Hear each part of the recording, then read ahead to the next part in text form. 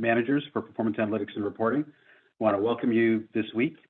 First thing is for the office hours, these are for you. We want to give you a chance to get some fresh ideas. And this week, we're going to go into a deeper dive into service catalog variables, give you some practical guidance on what to do and answer your questions. Everybody on the phone is on mute. As we go through the presentation, if you have any questions, feel free to drop them into the Q&A section in Zoom. You should see a little button, a little Q and a Q&A.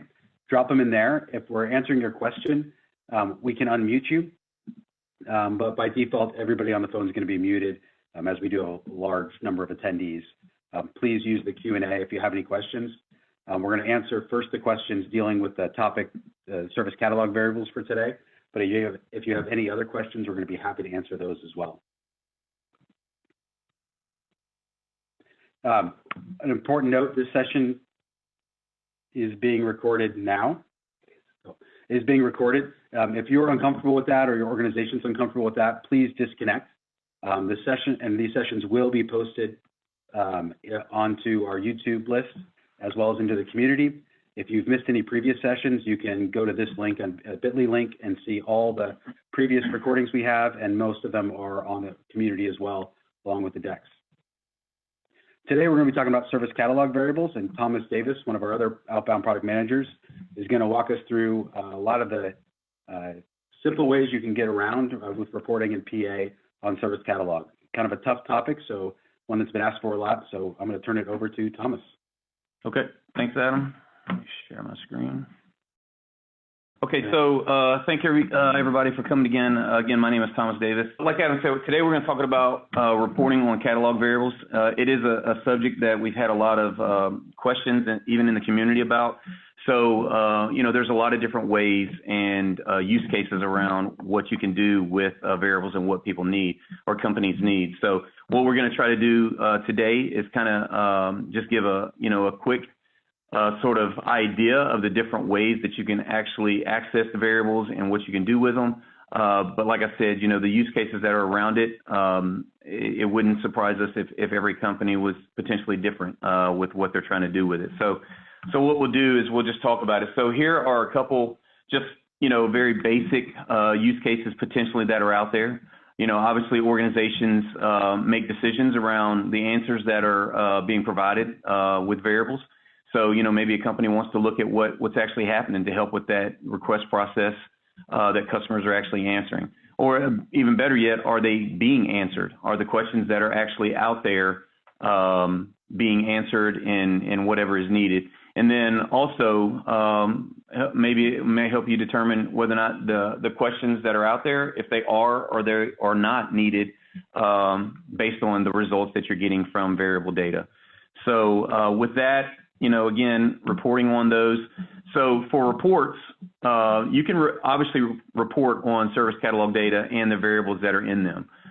You can stack and group by variables in specific reports, and you can use variables as columns or add variables to columns in list reports, and use variables as columns and rows in multi-pivot tables, which is something that I think quite a few people use quite often, is actually putting them in a pivot table where you can see, you know, particular values in the column and the row particular areas.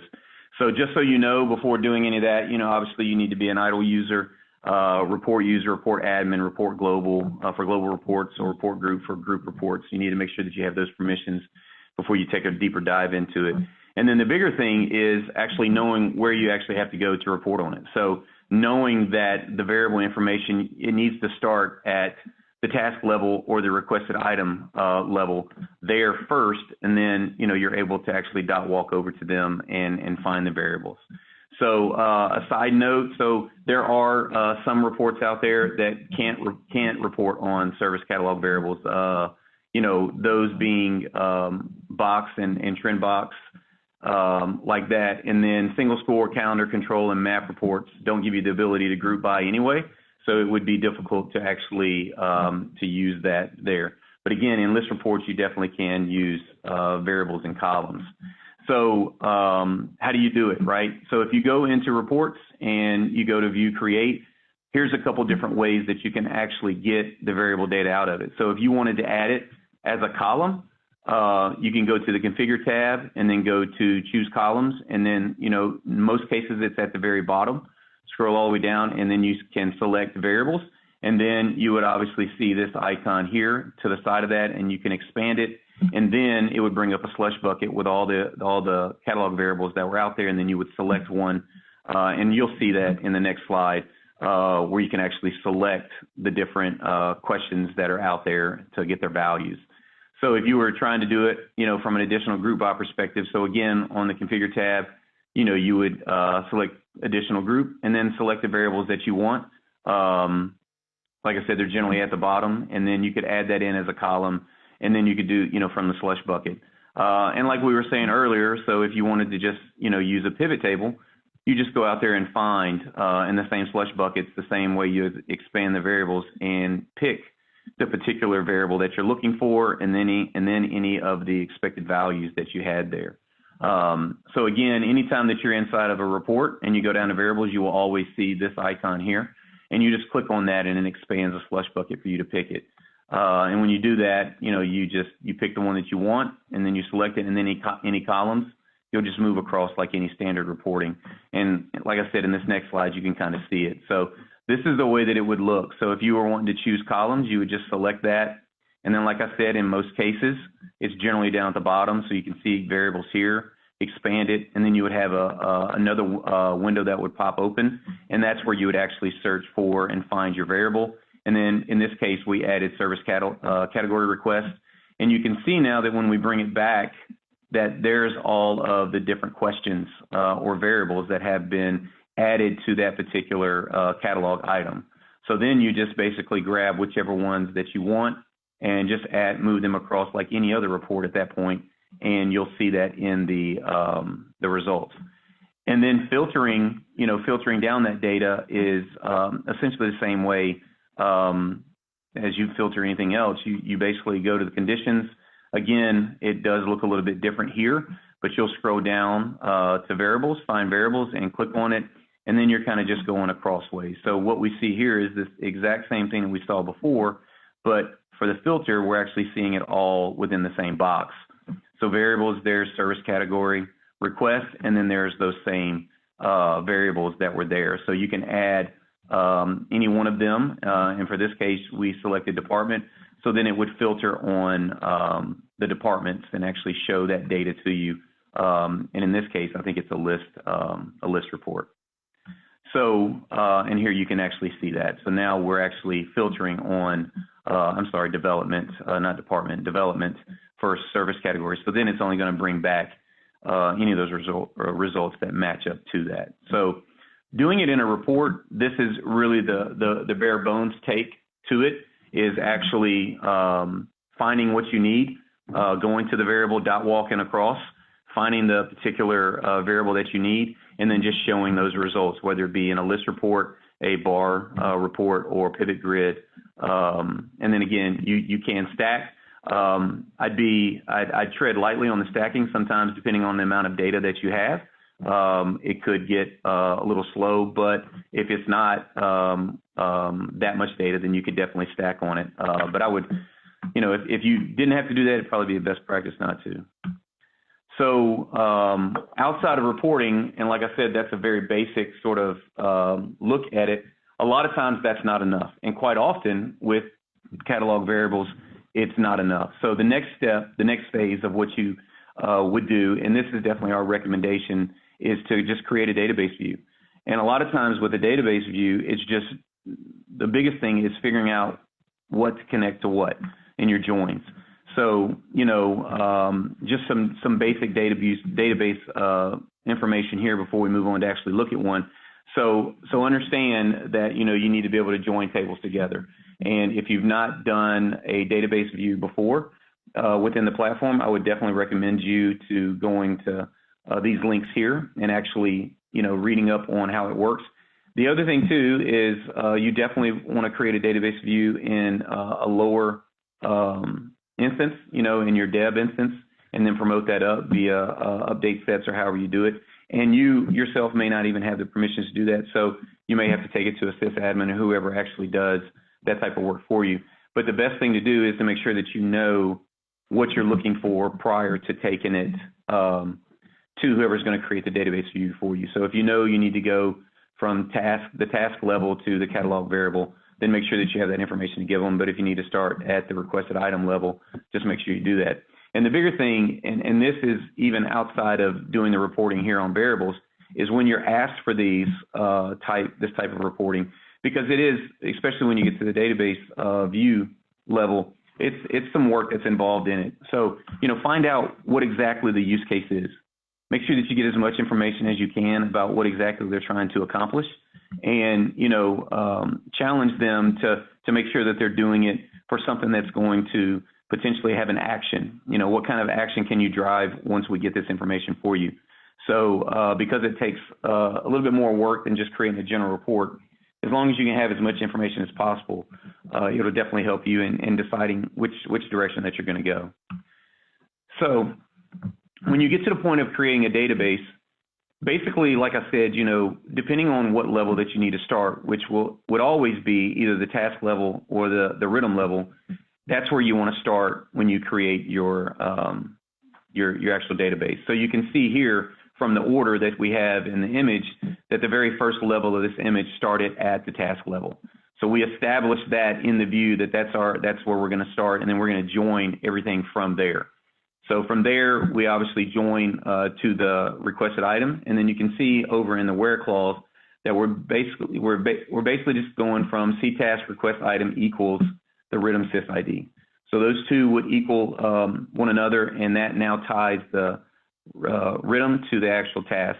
And then beyond that is where you'll start actually getting to the questions and the answers of that. So from there, we would go to the SC item options, which are basically the questions that are within the variable there. And then you connect that to the sysid on the rhythm.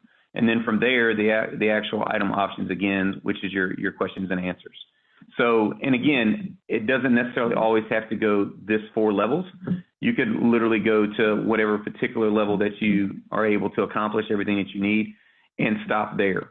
But when you do that, now you can take that same, after you created that database view, and you can use it in a report. You can use it in an indicator source for performance analytics. It serves the same way as a table at that point because you've joined that information together. And then from a performance standpoint, this would always be a better route to go because now you're basically, if you were to think about a list report, in one particular row, after creating this, you would have the task number, the rhythm number, and then the question with the value, the answer that they actually did. And if you had multiple questions, then you would have a row for each one of those. But it would all be in one view, so now you can really do a lot more reporting off of that. So this is what you basically get accomplished right here from that view. So not only do we see the task number and the rhythm number, we also can see the questions that are associated with particular catalog items that are out there. So Adobe Photoshop, in this particular case, do they need it? Yes. So you're going to get those. It's not always true false values. There can definitely be answers. There can definitely be situations where they allow the users to type in those fields. So you may get longer results than others, or it can be numeric as well. So this just gives you the ability to put it all in a view as opposed to dot walking what we were doing from the report. So after dot walking, it obviously all puts it there, but this definitely gives you a lot more functionality to do some more in-depth reporting off of that. So then there's the extras with this is there's variables that are related to incident. There's variables that are related to change. There literally can be variables related to whatever your company decides to do. But the next thing is, okay, so how do I report on those or create a database view on those? It's really not that much difference.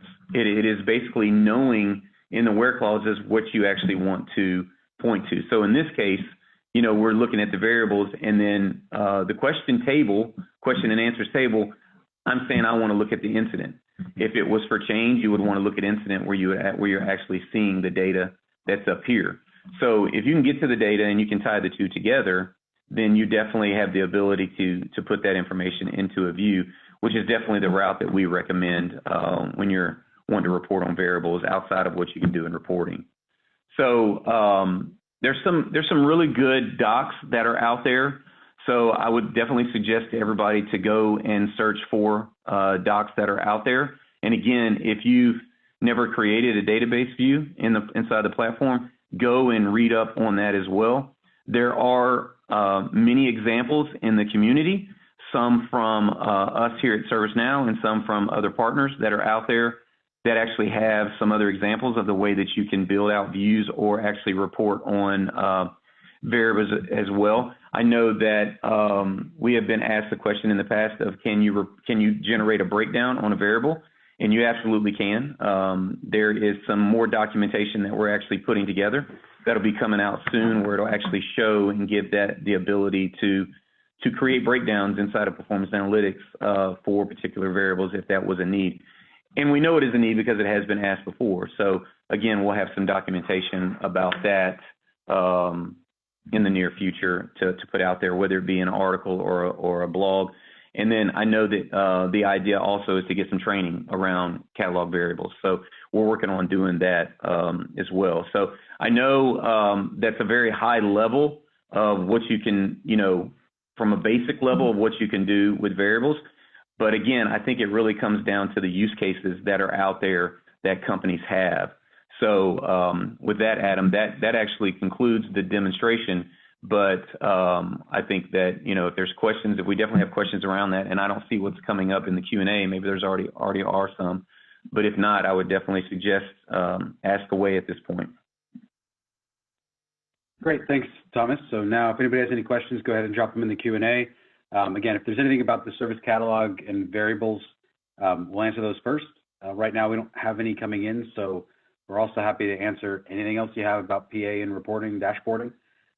So let us know. If anybody should be typing frantically. And we'll give it a minute. If nobody has any questions, we'll end a little bit early.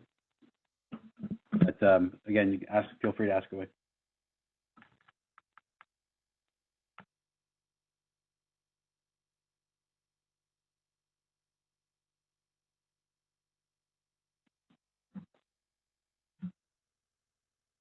There's a question. All right, we did get a question. Just took a second for everybody to start typing. Okay, so we have a question. If you were to create a database view, should you be able to group by the value in the report? Yes, because now it just becomes a column of data. Now, depending on what type of report that you're creating, I wouldn't do it in a list report. Definitely don't do group bys in those. The performance isn't well there. But if it's a column in the data, you can definitely group by it. Yeah, so once it's in the view, it should work. References should work.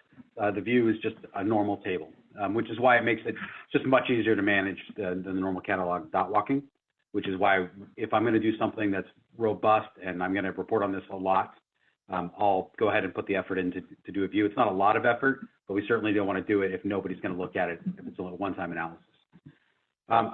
I do want to say we recommend using the Q&A window so we make sure we don't lose your questions. But I do see another question related to this about surveys. So we focused on catalog variables today. All of this really carries over to surveys as well. It's very similar.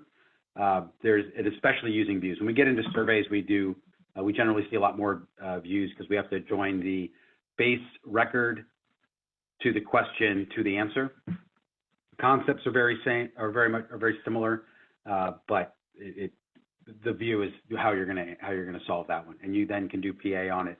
You can run your normal reports. You can create interactive filters. But while we're using service catalog variables, your surveys again are just very similar. I'm not aware of anything you can't do with them, but you are generally going to want to use a view to do it. Okay, so what's the best way to use a database view in PA? The best way to use database view in PA. Well, so when we're talking about catalog variables, we're talking about surveys, we're definitely going to want to use a view. If we're doing things, what we see very commonly in performance analytics is metrics. We have a view, and you have to use views. If you have an M to M table, you're multiple M2M tables you need to look through, you're going to use a view. If you are joining to a doc ID field, which is what we see in metrics, is what we see in SLAs, Spotlight, and in surveys, you have a doc ID field where you have a table column and a doc ID field, a sysid. You need a view for that. Outside of that, you don't need a view for anything else. And if you don't need a view, don't use a view. But we'll use an indicator source that you'll see. You should be able to find many examples of using incident metric or incident SLA as a database view. It's your indicator source. You're going to query on that. One important note, when you do use a view in performance analytics as an indicator source, at the indicator source level, you're going to specify the view table, which is a little odd naming, but what that means is when we're collecting records, and I think it only matters if we're collecting records. It does. When you are collecting records, those are the sysids we're going to capture. So if I'm collecting... And also what you're going to view. If you're collecting records.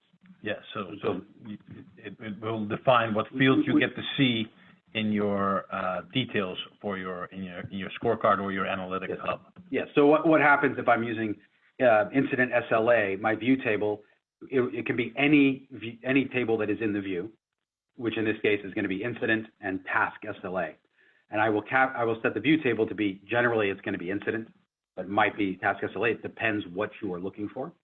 And then what will happen is when I collect records, if I select incident, it will select the sysids from the incident table. When I click view records, it'll be incidents, the incidents. Even though I might be counting the number of SLAs that breached, it will show me the incidents that had SLAs that breached. If I select task SLA, it'll show me the SLAs, not the incident. So it does matter. Very useful, very common to use, but you don't want to use them if you don't need them, right? So I generally I try to not use them.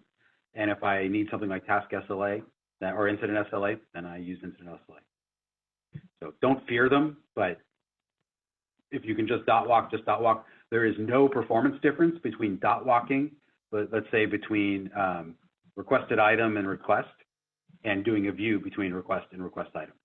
There's no performance difference whatsoever, except now you have the maintenance of creating a database view. Okay, so hopefully we answered that one. Yeah, there's one more in the chat. I think that the chat window as opposed to the Q&A window. I think we got that one. The report on survey? Yeah. You did? Okay, yeah. okay. All right, so let's, we have another question in the Q&A. And I'm going to come in. Okay. Sorry, just reading the details.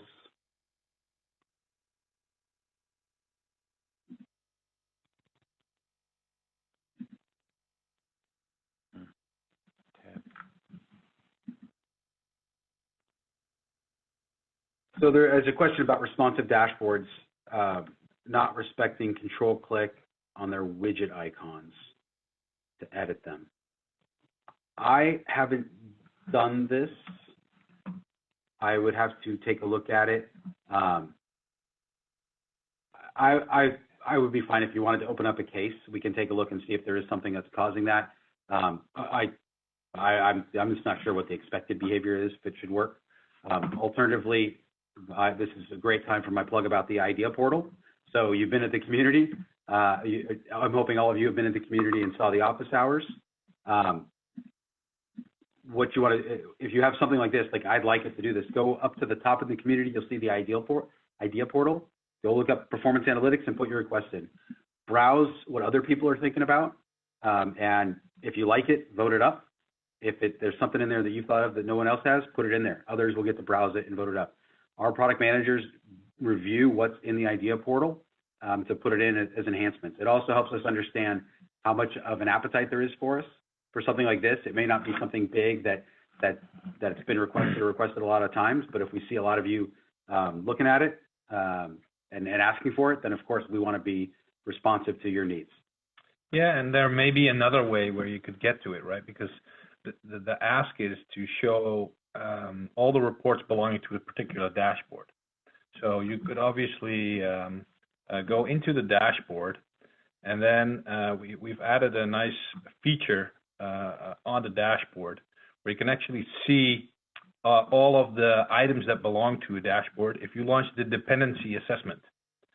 And I'm just trying this live, so it's going to be interesting what I get to pick and if the control click works over there.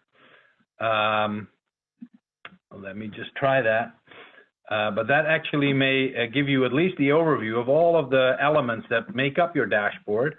And with that, you should be able to quickly navigate to all the items that are in there. Let me see, overview. I should get some reports. Doesn't also do it. Control click. Open. No. Did you want to share? Or are you? I'm not sharing at the moment, but no. So that's also not failing. So I'm sorry. I did give it a try, but that's not working either.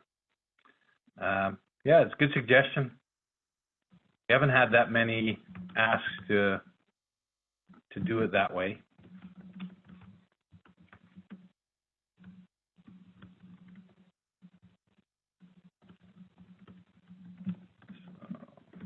All right. Any other questions? Yes, there's some other questions.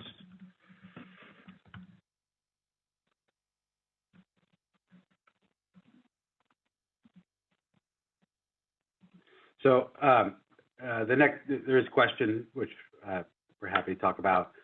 Changes in PA in Orlando. We do have some office hours planned on some of those features that are coming in. And I don't think I showed the safe harbor slide, but Orlando is coming pretty good. Nothing is committed until it's released and you get it. But some features that are being worked on for Orlando. There's going to be for this crew. There's going to be some improved logging in the data collector. So one of the challenges we get sometimes is something's not going right in the data collector, and it's kind of difficult to understand what's going on. You'll see some improvements in those loggings, which should help all of us out understand if there's any issues. The next thing that is actually out already today, or it's already been out, is the KPI Composer. We talked about that previously on our office hours, I believe. It's in the store. In the store, you can go look for KPI Composer, and KPI Composer is a way to document, to think about and document what your indicators do and what the higher level business objectives are. It's something we talk about a lot. We've run a lot of workshops on how do you align your KPIs up through your organization from top to bottom and bottom to top. The KPI Composer is an in-platform tool that's free that will let you do that and track those things. Really, really nice tool. There's some videos on it. There's a posting in the community now, and I believe we did an office hours. Take a look at that if you haven't. That is available now in the store. It's part of Orlando, but it's out there now. And then we are looking to see some widget improvements, and specifically personalized widgets, so that when you view a dashboard, if you want to default to showing me, if let's say I have a breakdown on assignment group or on assigned to, it's going to show me the assigned to. It's allowing us to do dynamic filters similar to what we do with reporting with the is me. You'll be able to do that on a widget. So really nice on a dashboard when you have to make reusable dashboards for multiple groups, multiple managers. Also should be really nice in service portals. So when I come in, I can have a widget that just shows me the data that I care about and not just all the data or make me choose that. Again, that is what's being worked on, and nothing is in Orlando until you have it, until it's been released. But those are some of the features that we've been working on, and pretty exciting. The personalized widgets, the KPI Composer, we see a lot of options and really goodness with you guys. Okay. I'm not seeing any other questions in the Q&A. If you have any, feel free to throw them in there. And if not, I'll stall for a minute. As we go through, we'll wrap up early. That's okay. This session will get posted into the community on YouTube probably tomorrow. So look for that there. In the meantime, we'll be back in 2 weeks with another office hours session. All the topics are laid out for the next couple months on the article in the community, so you can take a look what's relevant to you, who you want to invite. We'll post them all between now and the next 2 weeks. If you have any questions, ask them in the community. We're seeing lots of activity in the community, lots of good questions. It's really exciting to see. But if you have a question, ask it in the community. Screenshots are very helpful. Put it there. You'll get help from experts around the world, partners, customers, ServiceNow people. We're here to help, and that community is something important to rely on. Also, upcoming in May is Knowledge. For those of you who've never gone to Knowledge, it is an amazing event in Orlando this year. Tens of thousands of people. I think last year we were more than 20,000 people. It's a really exciting environment. And for performance analytics and reporting, there's lots of activity specific for PA that has to do with customers talking about their successes. All the different applications are talking about how they use performance analytics. You'll hear customers, their success stories with performance analytics and CSM and HR and ITSM all around. So a lot of good inspiration to come. And then, of course, the performance analytics and reporting business unit will be there with lots of labs. If you get the chance, if you're going to Knowledge, make sure you register early for our labs. They typically sell out weeks before. So once the sessions get posted, go take a look at the labs, sign up. I believe this year we're looking at 10 to 13 labs for performance analytics, spanning from getting started to some really advanced stuff in the CreatorCon. So come to Knowledge. It's a fun time, a lot of stuff to learn. And if you are coming and you want to take some of our labs, make sure you sign up early. Don't wait. They are packed every year. All right, we don't have any more questions, so we're gonna end early. It was nice speaking to all of you. Thank you, Thomas, for the session. Yep. And again, if you have any questions, please reach out in the community, and we will see you in 2 weeks.